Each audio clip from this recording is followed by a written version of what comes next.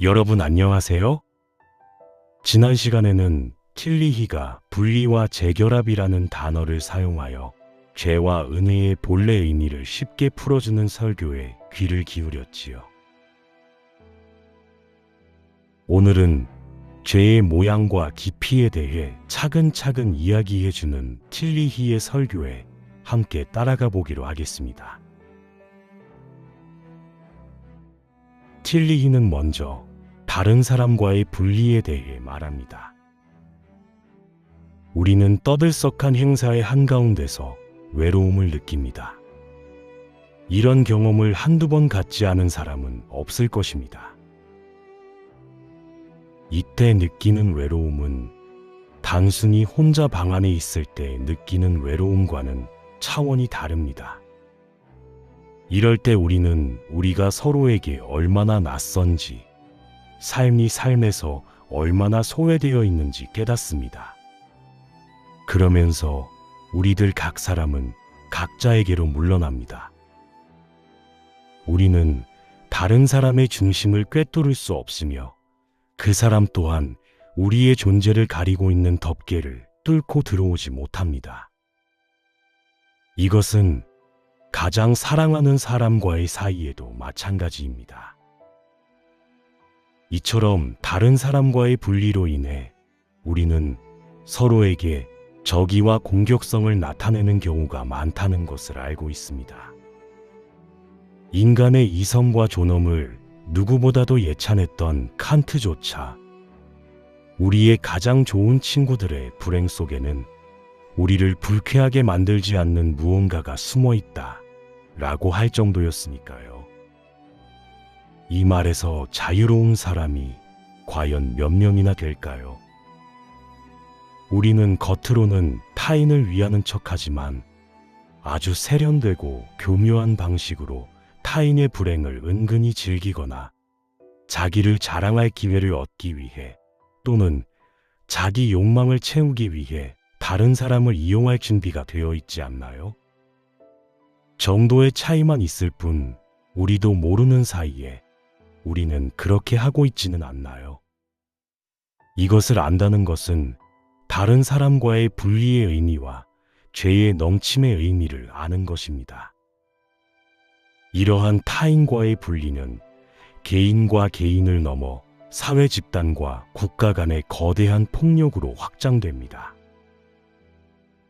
이것을 우리는 지금 눈앞에서 목격하고 있습니다. 4년 넘게 지속되고 있는 러시아와 우크라이나 전쟁, 그리고 한 달 이상 지속된 미국, 이스라엘과 이란 전쟁이 바로 그것입니다. 이 전쟁으로 인해 수많은 사람이 죽었고 다치고 고통 속에 있습니다. 그럼에도 전쟁은 언제 끝날지 모릅니다. 날마다 비극적인 뉴스를 접하고 있음에도 우리는 마치 아무 일도 없는 것처럼 너무나 평온하게 일상을 살아갑니다. 이 소름 끼치는 일상이야말로 우리는 모두에게서 분리되어 있다는 것을 말해줍니다. 소외는 살아있는 모든 것들 사이에 만연해 있습니다. 죄가 홍수처럼 넘칩니다. 그런데 여러분, 우리는 타인들하고만 분리되어 있는 것이 아닙니다. 우리는 우리 자신에게서도 분리되어 있습니다. 세계적인 정신의학자 칼 매닝거는 자신에게 맞서는 인간이라는 책을 통해 인간 내면에는 자기 자신을 향해 안으로 굽어버린 무서운 공격성과 파괴 충동이 있다고 분석했습니다. 우리의 삶은 공격성, 증오, 그리고 절망 등을 겪으면서 자신에게 맞서 움직일 때가 많습니다. 우리는 흔히 자기애를 이기심이라고 비난하는 경향이 있습니다. 그러나 정작 비난받아야 할 것은 자기애가 아니라 그 반대인 자기 혐오와 자기 파괴적 충동입니다. 다른 사람들을 학대하고 파괴하려는 성향 속에는 자기 자신을 학대하고 파괴하려는 성향이 숨어 있습니다. 우리는 하나님의 크나큰 자비와 용서를 말하면서도 정작 자기 자신에게는 그 자비와 사랑을 베풀지 않고 자신을 미워할 수도 있습니다. 우리의 무의식적인 삶과 의식적인 인격 모두에 균열이 있다는 건 누구나 알 수 있습니다. 사도 바울은 현대 심리학이 탄생하기 무려 2000년 전 이미 이 분열된 자아의 고통을 완벽하게 묘사했습니다. 내가 원하는 바 선은 행하지 아니하고 도리어 원하지 아니하는 바 악을 행하는도다. 이를 행하는 자는 내가 아니요 내 속에 거하는 죄니라. 바울은 의식적인 의지와 실제 의지 사이의 균열, 즉 그 자신과 자신 안에 있지만 어딘가 모르게 낯선 그 무엇 사이의 균열을 감지한 것입니다. 그는 자기 자신으로부터 소외되어 있었던 것입니다. 이것을 그는 죄라고 불렀습니다. 우리는 살아가면서 어떤 행위를 완벽하게 의식하면서 행동하는 것이 보통인데, 그럼에도 불구하고 가끔 어떤 낯선 힘에 의해 통제당하고 있다는 느낌을 가질 때가 많이 있습니다. 그것이 바로 자기 자신으로부터의 분리, 즉 죄입니다.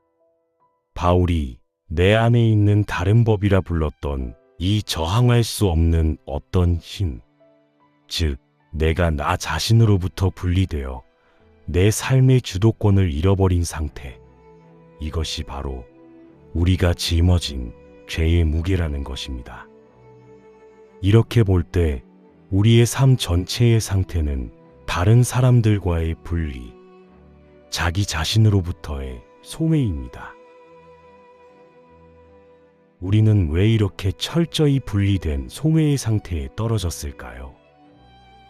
그것은 바로 모든 존재의 근거가 되는 하나님으로부터 분리되어 있기 때문입니다. 이 분리는 아담과 하와로부터 시작된 우리의 운명입니다.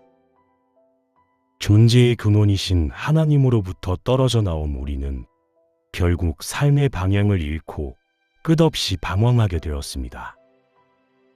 그분의 음성은 들리지 않고 그 모습은 눈에 보이지도 않습니다. 우리는 무언가 근본적이고 전체적이며 무조건적인 것이 필요하다는 사실을 본능적으로 느끼고는 있습니다. 그러나 일상의 삶에 쫓기다 보니 금방 잊어버립니다. 어쩌다 그분의 세미한 음성을 듣게 되어도 우리는 애써 귀를 막고 그 부르심을 받아들이려 하지 않습니다. 하지만 우리가 그토록 갈망하는 그 무언가가 바로 우리 존재의 뿌리이신 하나님이라면 우리는 결코 그분에게서 도망칠 수 없습니다.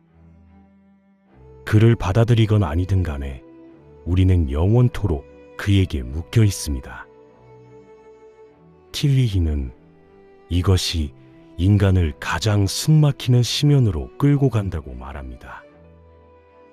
근원으로부터 철저히 분리되어 소외되었지만 동시에 그것에 묶여 영원히 갈망해야만 하는 상태, 파괴되었지만 여전히 보존되어야만 하는 상태, 다시 말하면 죄의 가장 깊은 심연을 틸리히는 절망이라고 불렀습니다.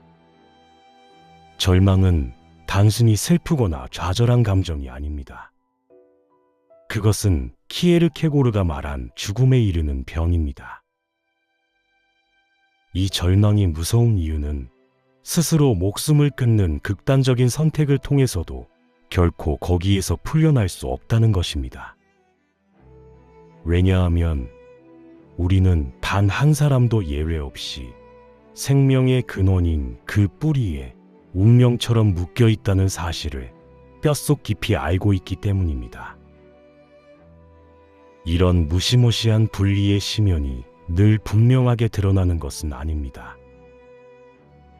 하지만 우리의 앞선 세대보다 지금 세대의 그 심연이 더 분명하게 드러난다는 것입니다. 우리는 과거 어떤 세대들보다 더 지독한 무의미, 공허, 의심, 그리고 냉소를 느끼고 있는데 이런 표현들은 단순한 우울증이 아닙니다. 그것은 우리가 삶의 궁극적 의미와 존재의 근거로부터 철저하게 분리되었다고 외치는 소리, 존재의 가장 깊은 심연에서 절망하여 부르짖는 영혼의 비명소리입니다.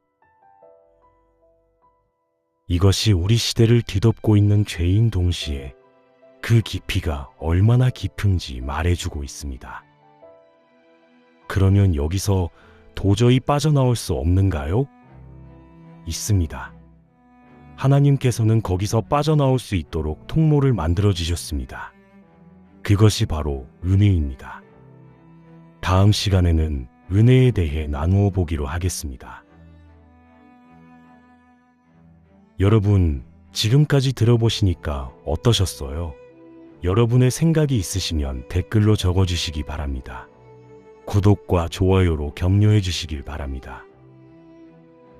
이 채널은 여러분과 함께 만들어가는 채널입니다. 지금까지 시청해 주셔서 감사합니다. 화담쓰담이었습니다.